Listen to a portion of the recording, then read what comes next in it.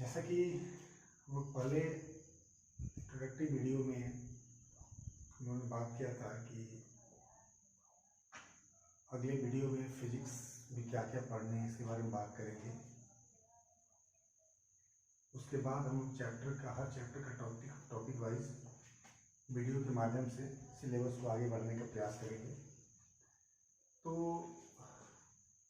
जो आपका फिजिक्स है 12th क्लास के लिए, इसको मेनली हम लोग 3 पार्ट में डिवाइड कर सकते हैं। पहला इलेक्ट्रोमैग्नेटिज्म, दूसरा ऑप्टिक्स एंड मॉडर्न फिजिक्स। इसमें क्या पढ़ना होता है, ब्रीफ नॉलेज। डिटेल्स में हम लोग जब आएंगे उस सेक्शन में तो बात करेंगे। इलेक्ट्रोमैग्नेटिज्म में we study about the phenomenon arises due to the charge. यहाँ पर चार्ज के कारण होने वाली घटनाओं का स्टडी करेंगे। अब बात यह है कि चार्ज के डिफरेंट स्टेज हो सकते हैं, either in rest, will be in uniform motion और इन एक्सेलरेटेड मोशन। तो जब रेस्ट में होगा तो एक नया ब्रांच का स्टडी करेंगे, इसको हम इलेक्ट्रोस्टैटिक्स कहेंगे। क्या कहेंगे? Electrostatics. Electro means charge, static मतलब एट रेस्ट। जब मोशन में होगा, जब चार्ज फ्लो करने लगेगा तो एक नया ब्रांच आएगा, करंट इलेक्ट्रिसिटी। और जब करंट का फ्लो होता है तो मैग्नेटिक फील्ड प्रोड्यूस होता है। तो मैग्नेटिज्म के बारे में बात करेंगे। और वही चार्ज जब एक्सेलरेट होगा, एक्सेलरेटेड मोशन में होगा, इलेक्ट्रिक फील्ड मैग्नेटिक फील्ड दोनों होंगे, तो एक नया सेक्शन आएगा, छोटा सा पार्ट मिलेगा आपको, EMW, इलेक्ट्रोमैग्नेटिक वेव्स। यहाँ पर हम लोग इसकी बात करेंगे। मतलब जो भी घटनाएं होंगी इलेक्ट्रोमैग्नेटिज्म में वो due to the charge, either stationary और मूविंग चार्ज और एक्सेलरेटेड चार्ज। यहाँ पर जब आएंगे ऑप्टिक्स में, तो ऑप्टिक्स में हम लोग लाइट के कारण जो भी फिनोमेनन होंगे, जो भी घटनाएं होंगी, उनका स्टडी करेंगे। यहाँ पर भी लाइट को दो तरह से मेजर करेंगे, लाइट एज ए रे एंड एज ए वेव। रे के कारण जो फिनोमेनन होंगी उसका भी स्टडी करेंगे, वेव के कारण जो फिनोमेनन होंगी उसका भी स्टडी करेंगे। तो यहाँ पर 2 चैप्टर हो जाएंगे। यहाँ पर जब आएंगे मॉडर्न फिजिक्स में, अब ऐसे क्योंकि दोनों आसान है, ऑप्टिक्स भी बहुत आसान सेक्शन है, 12th में मार्क्स के हिसाब से बहुत इंपॉर्टेंट सेक्शन है। ऐसे मॉडर्न फिजिक्स जो है उसमें छोटे छोटे चैप्टर्स दिए हुए हैं। इसमें 4 चैप्टर पढ़ेंगे वो मॉडर्न फिजिक्स में। एक पहला चैप्टर होगा, उसमें हम बात करेंगे ड्यूअल कैरेक्टर के बारे में, dual nature of matter and radiation. Universe में 2 चीज़ें ही होती है, या तो मैटर है या रेडिएशन होता है। तो रेडिएशन के ड्यूअल कैरेक्टर है और मैटर का भी ड्यूअल कैरेक्टर है, यहाँ पर प्रूफ होगा उस चैप्टर में। उसके बाद एक चैप्टर मिलेगा आप लोग को एटम एंड न्यूक्लियस। इससे आप लोग पढ़े भी हैं 11th क्लास केमिस्ट्री में, उसी को और थोड़ा सा अच्छे से पढ़ेंगे हम लोग। अगला चैप्टर मिलेगा आपको मॉडर्न फिजिक्स में ही, सेमीकंडक्टर एंड इलेक्ट्रॉनिक डिवाइसेस। बिल्कुल नया होगा आप लोग के लिए। आप कंडक्टर इंसुलेटर तो जानते थे, सेमीकंडक्टर का इंट्रोडक्शन जानते थे, लेकिन सेमीकंडक्टर से डिवाइस बनाना यहाँ पर हम लोग बात करें, यहाँ पर सीखेंगे। और एक और चैप्टर मिलेगा कम्युनिकेशन सिस्टम, जैसे आप फोन यूज करते हैं, टेलीविजन यूज करते हैं, तो कैसे काम करते हैं, ये सारी चीज मॉडर्न फिजिक्स में हम लोग बात करेंगे। खैर, जब वहाँ आएंगे तो डिटेल से बात करेंगे। अभी हम लोग शुरू करेंगे क्या, इलेक्ट्रोमैग्नेटिज्म। इलेक्ट्रोमैग्नेटिज्म में स्टडी ऑफ चार्ज है, और चार्ज जब रेस्ट में होगा तो कौन सा ब्रांच हमने बताया, इलेक्ट्रोस्टैटिक्स। तो आप कह सकते हैं कि 12th क्लास की फिजिक्स का पहला ब्रांच जो है इलेक्ट्रोस्टैटिक्स है। इलेक्ट्रोस्टैटिक्स के बारे में हम पढ़ेंगे। तो हम लोग का क्लास शुरू हो रहा है। सबसे पहले हम क्या किस चीज की बात करेंगे, इलेक्ट्रोस्टैटिक्स।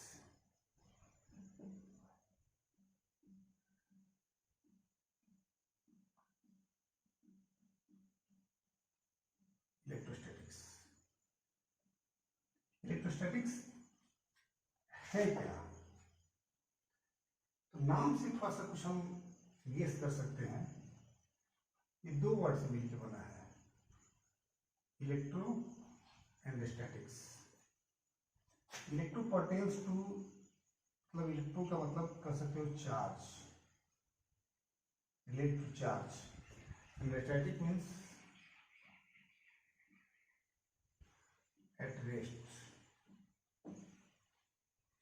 इसका मतलब क्लियर दिख रहा है, चार्ज इज एट रेस्ट, मतलब वैसे चार्ज जो रेस्ट में हो उनके कारण जो फिनोमिनन होंगे, घटनाएं होंगी, उन घटनाओं की स्टडी क्या कराएगा, इलेक्ट्रोस्टैटिक्स कराएगा। तो अब चाहे तो एक लाइन में डिफिनेशन लिख सकते हैं, क्या लिख सकते हैं, electrostatics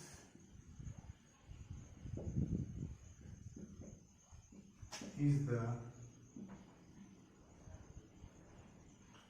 branch of physics in which the study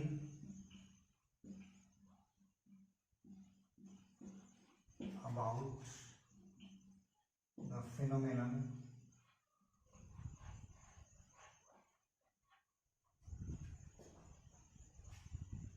arises due to stationary, due to charge at rest।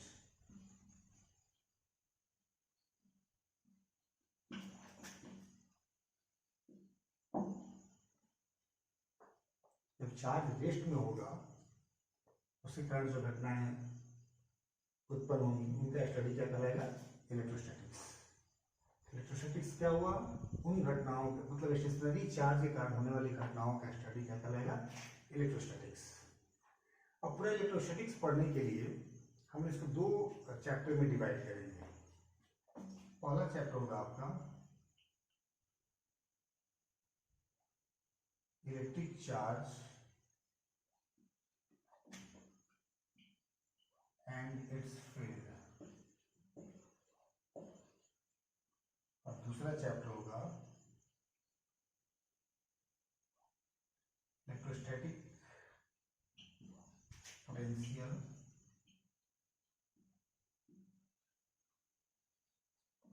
And capacitor.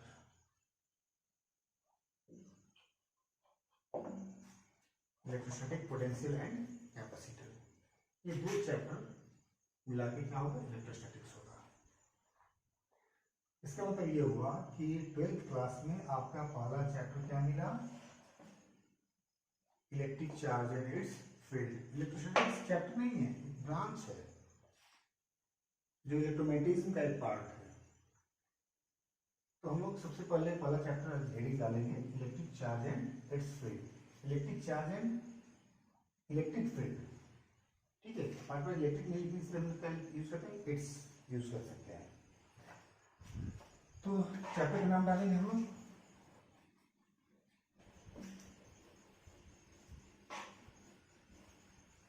Chapter क्या होगा हमारा,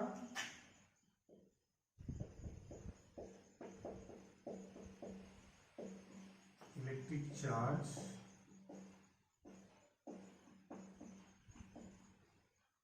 and it's field. Electric charge and it's field, ये पहला चैप्टर होगा।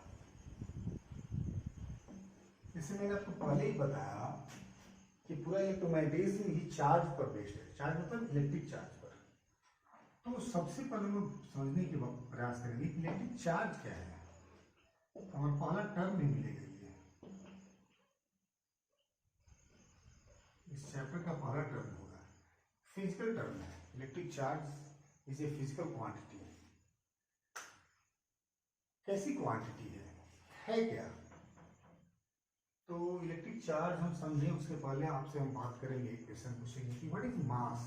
मास क्या है? हैव यू सीन एनी, क्या आपने मास देखा है? Have you ever seen any mass? आप बॉडी देख सकते हैं, बॉडी का मास नहीं देख सकते। जैसे ये पेन है, ये प्लास्टिक का बना हुआ है, इसका वेट होगा। वेट मीन्स क्या? mg।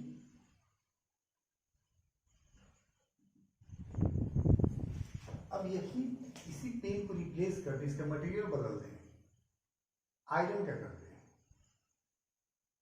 तो इसका वेट जो होगा, पहले अगर 20 ग्राम था तब हो सकता है 50 ग्राम हो जाए। तो क्या बदला, जी तो बदलेगा नहीं, क्या बदला, क्यों 50 ग्राम हो गया, एम बदल गया, ये M1 था और ये M2, मतलब मास बदल गया। मास क्यों बदल गया, तो मटेरियल बदल गया। Means what, we can say that mass is the internal property या property of the body, matter of a body, body के मैटर की प्रॉपर्टी होती है मास, पेन की प्रॉपर्टी नहीं है, ये पेन की मैटर की प्रॉपर्टी है, प्लास्टिक की प्रॉपर्टी है। प्लास्टिक होगा तो 20 ग्राम का होगा, आयरन का होगा तो 50 ग्राम का होगा, ठीक है। वैसे हम बात करेंगे चार्ज की, चार्ज क्या है, तुम कह सकते it is also basic property, किसी बॉडी की बेसिक प्रॉपर्टी है। अब ये कैसे पता चलेगा, यहाँ तो हमने देखा कि हल्का था, ये भारी था, तो मास चेंज हो गया। अब इस पर चार्ज है कि नहीं है, ये कैसे पता चलेगा। तो बचपन में हम लोग जूनियर क्लासेस में जो पढ़ते थे, तो जब पढ़ने में मन नहीं लगता था तो इसमें मजा आता था। क्या करते थे, कलम को, पेन को बालों में रगड़ते थे, सब लोग किए होंगे, आई थिंक आप लोगों ने भी किया होगा, कि बालों में रगड़ने के बाद हम लोग लाइटर पार्टिकल्स, कागज के छोटे टुकड़े रख लेते थे, उसके करीब ले जाते थे, कुछ टुकड़े उसमें सट जाते थे। आप आज भी करके देख सकते हैं, ऐसा आज भी होगा। ये क्यों हुआ, पहले नहीं सट रहा था, रगड़ने के पहले नहीं सट रहा था, लेकिन रगड़ने के बाद क्या हुआ, सटने लगा। What will happen? Why the body, the pen attack the lighter particles? क्यों अटैक करने लगा? It gain charge, becomes charge. ये चार्ज हो गया। क्यों चार्ज हुआ, तो थोड़ा सा हम समझेंगे चार्ज हुआ क्यों। तो आप ये जानते हैं बेसिक नॉलेज के आधार पर कि कोई बॉडीज जो हैं इलेक्ट्रॉन, प्रोटॉन और न्यूट्रॉन्स की बनी होती हैं। इलेक्ट्रॉन और प्रोटॉन जो चार्ज होते हैं, न्यूट्रॉन्स न्यूट्रल बॉडीज होती हैं। इलेक्ट्रॉन का चार्ज और प्रोटॉन का चार्ज, दोनों का चार्ज सिमिलर होता है, सेम होता है, बट नेचर अलग अलग होता है। एक का पॉजिटिव माना गया, दूसरे का निगेटिव। इलेक्ट्रॉन के चार्ज को निगेटिव माना जाता है, प्रोटॉन के चार्ज को पॉजिटिव माना गया है। तो किसी भी बॉडी में इलेक्ट्रॉन और प्रोटॉन दोनों होते हैं। जैसे ये पेन और ये बाल, ये दोनों बॉडीज है, डिफरेंट बॉडीज है। जब हमने इसको रगड़ा था, पेन को बाल से रगड़े थे, तो हुआ क्या होगा, हुआ क्या होता है कि कुछ इलेक्ट्रॉन बाल से निकलकर पेन में आ जाते हैं। बाल में इलेक्ट्रॉन की कमी हो गई, पेन में इलेक्ट्रॉन अधिक हो गया, फिर चार्ज हो गया। कौन चार्ज हुआ, पेन भी चार्ज हुआ, बाल भी चार्ज हुआ। लेकिन एक बात क्लियर है कि चार्ज इसके अंदर पहले से था, प्रॉपर्टी हम बाहर से नहीं डाल सकते हैं, किसी बॉडी में प्रॉपर्टी हम बाहर से नहीं डाल सकते हैं। जैसे पढ़ने की प्रॉपर्टी, वो आप लोगों में भी है, तभी उसको हम लोग और ड्रेसअप करके, साफ करके उसको मतलब दिखा सकते हैं, एक्सपोज कर सकते हैं। और 4 फुटेड एनिमल आके बैठ जाए क्लास में और कुछ भी प्रयास किया जाए उनको पढ़ाने के लिए, तो नहीं पढ़ सकते, क्योंकि वो प्रॉपर्टी उनमें नहीं है। वैसे ही चार्ज जो है, ये एक्ट क्यों करने लगा, ये बॉडी चार्ज हो गई, मतलब ये प्रभाव क्यों दिखाने लगा, क्योंकि प्रॉपर्टी इसमें थी। तो चार्ज के बारे में कर सकते हैं, it is the internal property of the body. किसी बॉडी के, किसी मैटर, बॉडी के मैटर की प्रॉपर्टी होती है।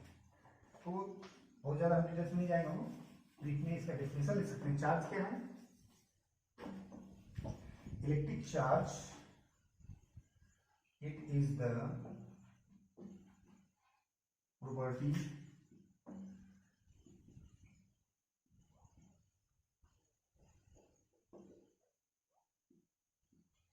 Of a body, matter of body लीजिए,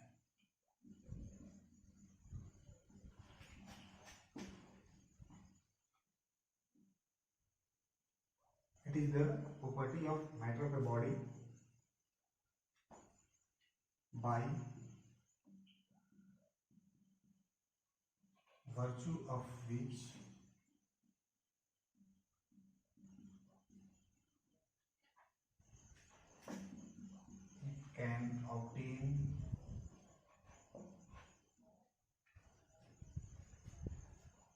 कैपेबिलिटी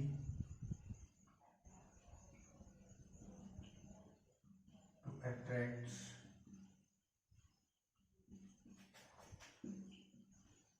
lighter particles.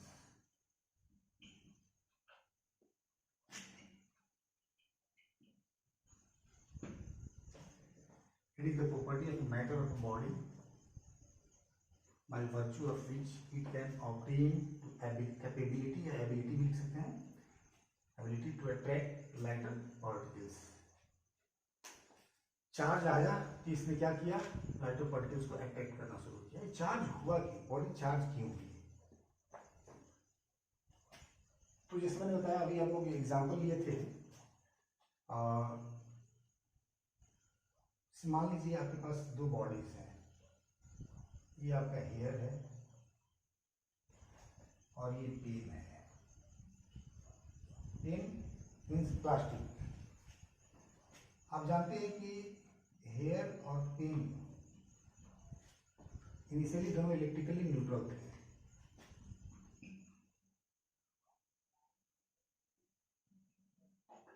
अब इन दोनों का अपने रगड़ा, रब किया,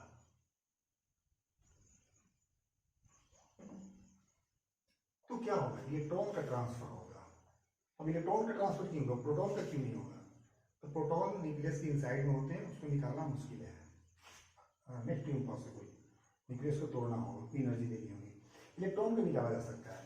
अब किसमें से किसमें इलेक्ट्रॉन निकल जाएगा, हेयर से पेन में या पेन से हेयर में? ये प्रॉपर्टी है उसकी, ये डिपेंड करेगा उसके वर्क फंक्शन. एक टर्म आएगा जो हम मॉडर्न फिजिक्स में अच्छे से पढ़ेंगे, वर्क फंक्शन.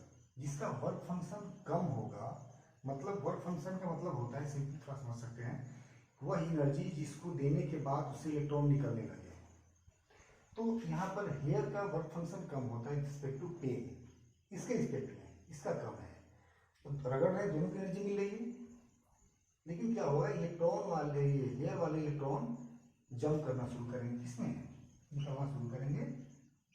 मान लो 2 इलेक्ट्रॉन चले गए या 3 इलेक्ट्रॉन चले गए, किससे किससे चले गए, हेयर से पेन में या कम में चले गए.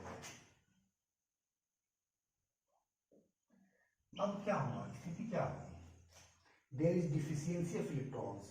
यहाँ पर इलेक्ट्रॉन्स कम हो गए, तो क्या अराइज हो जाएंगे, प्रोटॉन्स यहाँ पर दिखने लगेंगे, positive charge, body becomes charge. ये क्या था, हेयर, पॉजिटिव चार्ज हो गया. इसमें कौन चार्ज आ गया, पॉजिटिव चार्ज. और पेन पे क्या हुआ, इलेक्ट्रॉन्स अधिक हो गए ना. कितने इलेक्ट्रॉन्स अधिक हुए, 3. जितने इलेक्ट्रॉन्स इसमें निकले उतने इलेक्ट्रॉन इसमें चले आए. ये क्या था, कम था आपका. इस पे कौन चार्ज आ गया, नेगेटिव चार्ज आ गया. तो आप 2 चीज देखिए. अब ये आपका हेयर भी पार्टिकल्स को अट्रैक्ट करेगा, पेन भी अट्रैक्ट करेगा, क्योंकि दोनों चार्ज हो गया है. तो चार्ज वर्क फर्स्ट फिर से पर बात करें, हमने क्या सीखा, इलेक्ट्रिक चार्ज जो है is the property of matter of a body by virtue of which it can obtain capability और ability to attract the lighter particles. जब ये चार्ज हो जाएगा तो ये लाइटर पार्टिकल्स को अट्रैक्ट कर सकता है, इसमें कैपेबिलिटी आ जाती है. ये चार्ज क्यों होगा, तो रबिंग, रगड़ने से. अगर सुटेबल पेयर होंगे, उन सुटेबल पेयर के साथ रगड़ा जाए, जैसे ग्लास रॉड शेक को रगड़ोगे तो भी दोनों चार्ज हो जाएंगे. यहाँ पर हमने हेयर और पेन लिया है, इन दोनों को हमने रगड़ा तो हेयर के कुछ इलेक्ट्रॉन पेन में चले गए, हेयर पॉजिटिव चार्ज हो गया, और कम क्या हो गया, पेन क्या हो गया, नेगेटिव चार्ज हो गया. ठीक है. बॉडी को चार्ज करने के और भी तरीके हैं, वो बाद में बात आगे मिलेगा, बात करेंगे. अभी हम लोग आगे अब बात करेंगे इनकी प्रॉपर्टीज क्या है, चार्ज की प्रॉपर्टीज क्या है. तो यहाँ तक हो गया. अगला टॉपिक हम लोग देखते हैं, प्रॉपर्टीज ऑफ चार्ज.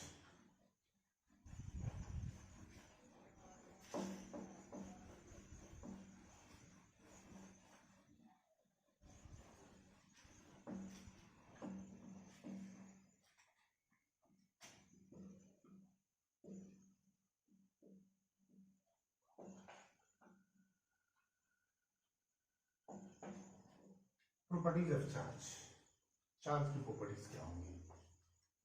प्रॉपर्टीज जो चार्ज एक्सपोज करेगा, दिखाएगा, उसी को प्रॉपर्टीज कहेंगे उसकी। तो हमने अभी देखा कि चार्ज दो तरह का था, तो नेचर उसका अलग अलग था। और लिख सकते हैं नेचर ऑफ चार्ज।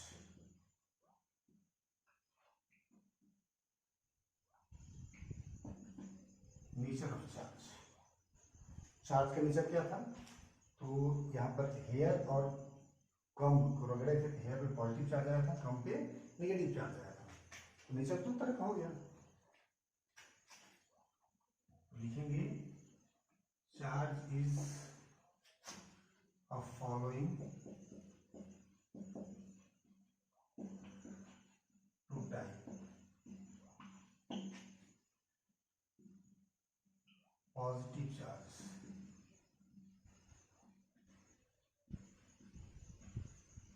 इसको प्लस बी से लिखते हैं और बी में नेगेटिव चार्ज।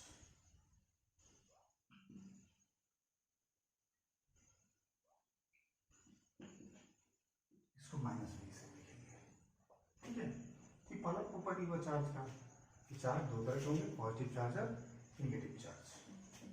दूसरी प्रॉपर्टीज का उसके बारे में कर सकते हैं।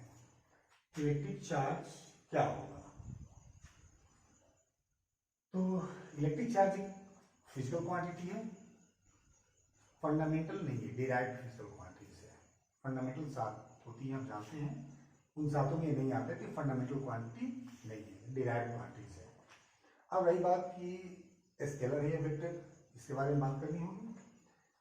तो जैसे आप डेफिनेशन जानते हैं स्केलर वेक्टर का, physical quantities having magnitude and direction and must obey the law of addition, vector addition are called vector. और जिसके पास मैग्नीट्यूड और केवल मैग्नीट्यूड हो उसको हम कहते हैं स्केलर। तो ये प्रॉपर्टी है, चार्ज क्या है? प्रॉपर्टी है। प्रॉपर्टी का कोई डायरेक्शन नहीं होता। इट मीन्स इलेक्ट्रिक चार्ज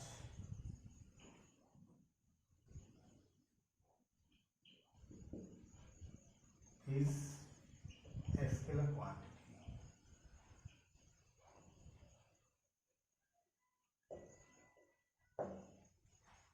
ये तो क्लियर समझ में आया कौन क्वांटिटी है? Scalar quantity. अब फिजिकल क्वांटिटी है तो भी होगा, डायमेंशन भी होगा, उसकी भी चर्चा कर लेते हैं थोड़ी सी। It's SI unit. अब ये क्या होता है? तो एक्चुअली में आप पढ़े थे 10th क्लास में एक फॉर्मूला I = Q/T।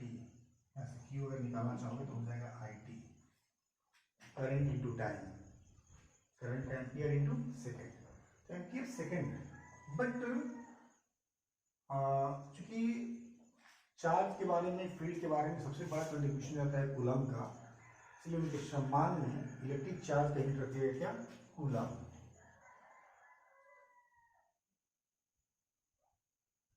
C से रिप्रेजेंट करते हैं। एंड डायमेंशनल फॉर्मूला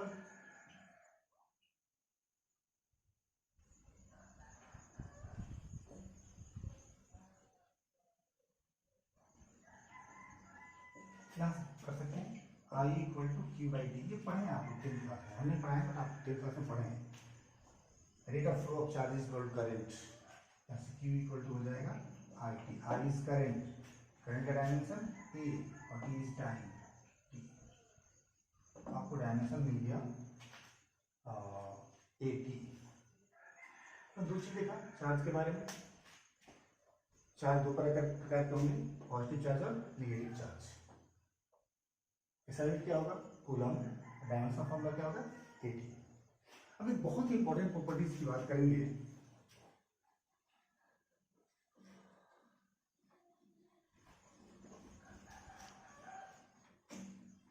जो कि होगा क्वांटाइजेशन ऑफ चार्ज।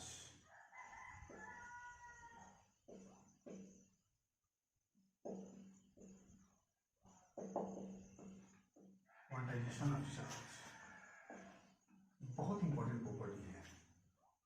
ये है क्या, इसके बारे में बात करते हैं। तो अभी आपने देखा कि हम लोगों ने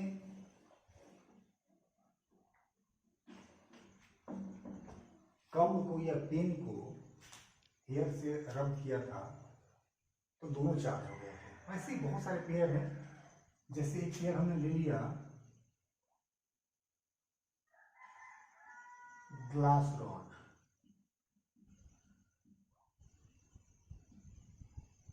और दूसरा ले लिए सिल्क। ठीक है, ये भी इलेक्ट्रिकली न्यूट्रल है, ये भी इलेक्ट्रिकली न्यूट्रल है। मतलब जितने पॉजिटिव चार्ज उतने निगेटिव चार्ज, दोनों का वैल्यू इक्वल होता है, नंबर सेम है, तो इसका टोटल चार्ज कितना होगा 0, इसका टोटल चार्ज कितना होगा 0। नेट चार्ज दोनों का 0 है। चार्ज पॉजिटिव है इसमें, बट चार्ज 0 है। अब क्या होगा, इसको हम रब करेंगे, रबिंग, व्हाट विल हैपन, फिर वही बात, दोनों की एनर्जी मिलेगी, फिर इलेक्ट्रॉन का ट्रांसफर होगा। अब कहाँ से कहाँ ट्रांसफर होगा, फिर वही हम लोग इनकी प्रॉपर्टीज पे डिपेंड करेगा, वर्क फंक्शन पे डिपेंड करेगा। यहाँ पर ग्लास रॉड का वर्क फंक्शन सिल्क के वर्क फंक्शन से कम होता है, तो इसको कम एनर्जी चाहिए इलेक्ट्रॉन को निकालने के लिए, तो इलेक्ट्रॉन निकलने शुरू हो जाएंगे। मान लीजिए कुछ एनर्जी मिली, एक इलेक्ट्रॉन निकल गया, ये बॉडी ए है और ये बॉडी बी है। बॉडी ए बिकम्स चार्ज, ऐसी चार्ज हुई positive charge, body, the body which loses the electron becomes positive charge and gain the electron becomes negative charge. तो 1e, what is e? यहाँ पर e क्या है, ये क्वांटाइजेशन जो वर्ड है ना, ये उसी के लिए e यूज करते हैं। क्वांटाइजेशन मतलब क्वांटम, पैकेट।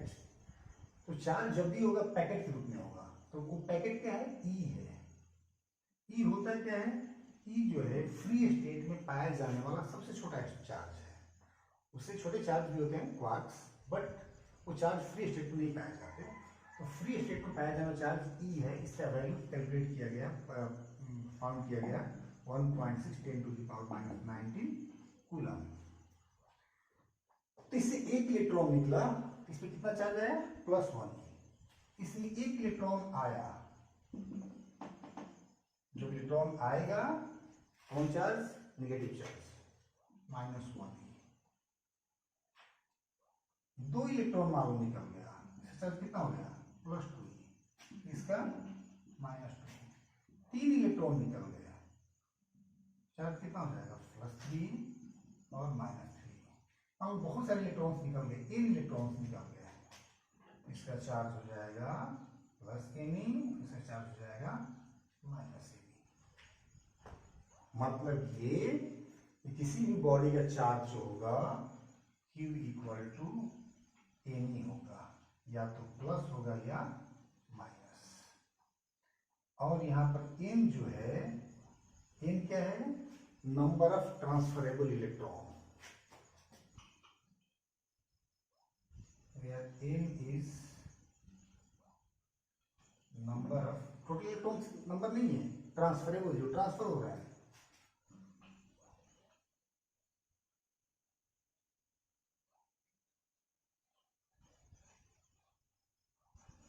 ट्रांसफरेबल इलेक्ट्रॉन्स, और ये जब भी होगा ना इंटीजर के रूप में होगा।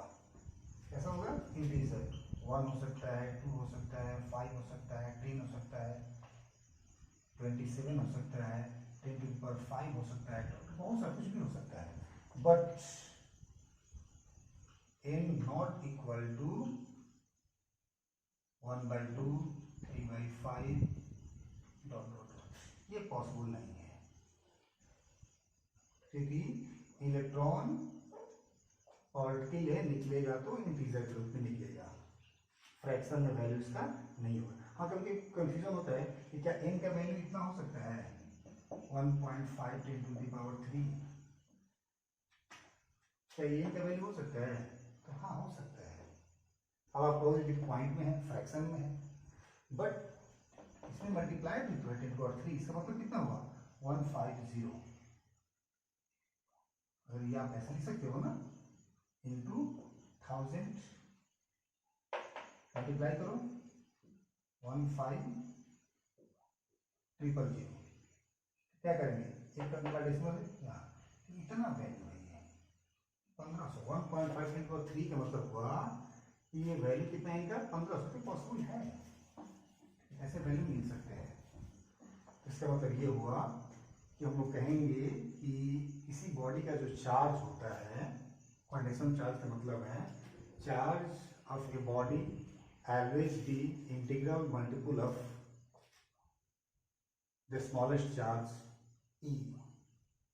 ठीक है, तो लिख सकते हैं हम लोग क्वांटिटेटिव चार्ज में, यहाँ लिख देते हैं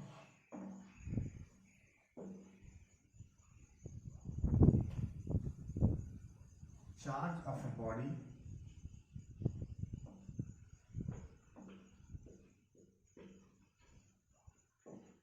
the always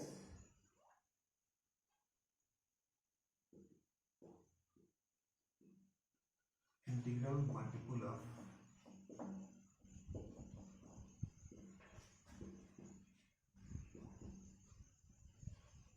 the smallest charge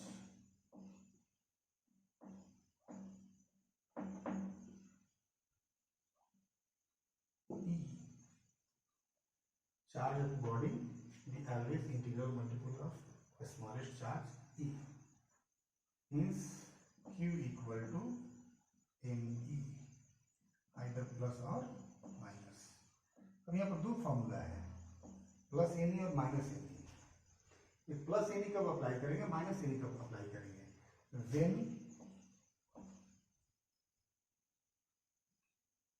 a body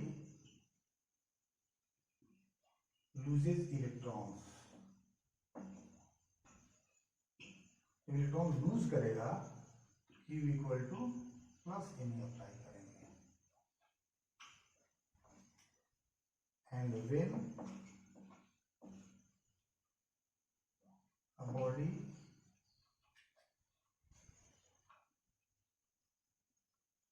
gaining electrons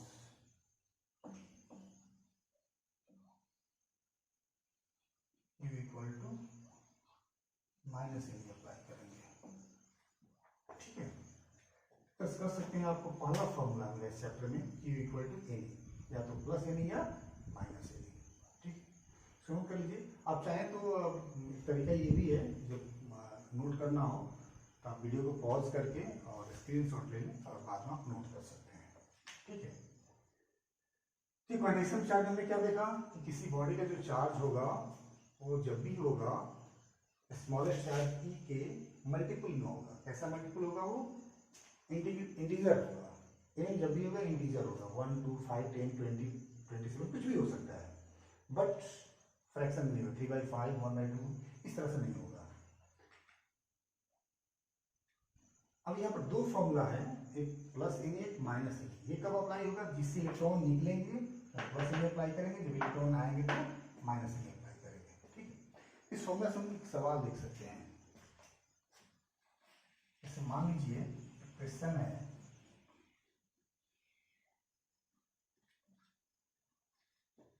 आप आसानी से कर सकते हैं।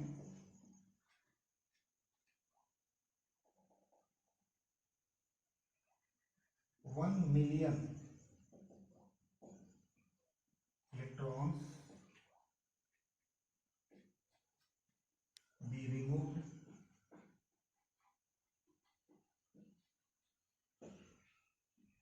from a body, then calculate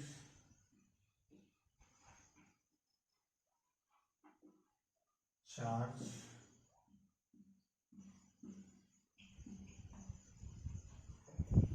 here on it, and also tells about nature of charge.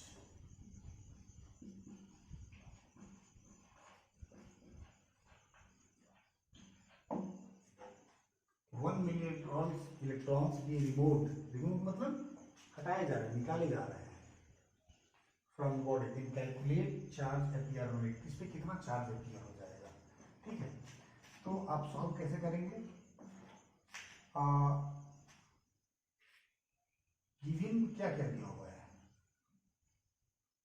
1 million electrons removed, मतलब 1 मिलियन इलेक्ट्रॉन्स रिमूव्ड, मतलब निकलने वाले इलेक्ट्रॉन की संख्या कितनी है? 1 मिलियन है। निकलने वाले इलेक्ट्रॉन को कैसे लिखते हैं?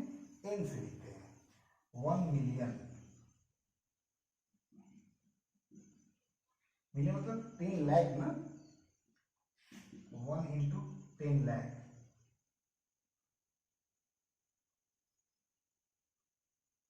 तो 10 टू पावर 6 लिख सकते हैं। 1 10 टू पावर 6, 1 मिलियन 10 लाख होता है, ठीक है ना। 2 4 6,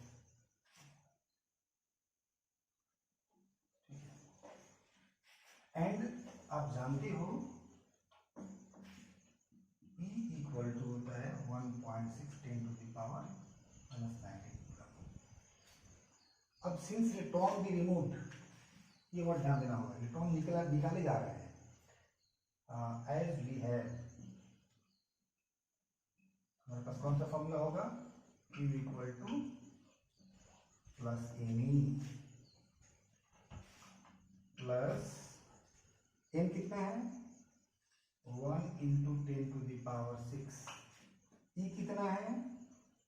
1.6 10 टू द पावर -19, मल्टीप्लाई कर लीजिए, तो 1.6 से मल्टीप्लाई करें तो 1.6 ही रह जाएगा, 10 टू द पावर 6 10 पर -19, बेस सेम होता है तो पावर को ऐड कर देते हैं, -19 प्लस 6 कितना हो जाएगा?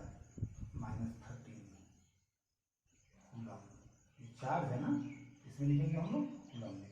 अब कौन सा चार्ज होगा? प्लस की होगा कि माइनस होगा? तो प्लस होगा। क्यों प्लस होगा? इसलिए इलेक्ट्रॉन निकल रहे थे, ठीक है। तो नेचर क्या होगा? पॉजिटिव। नेचर क्या होगा? पॉजिटिव।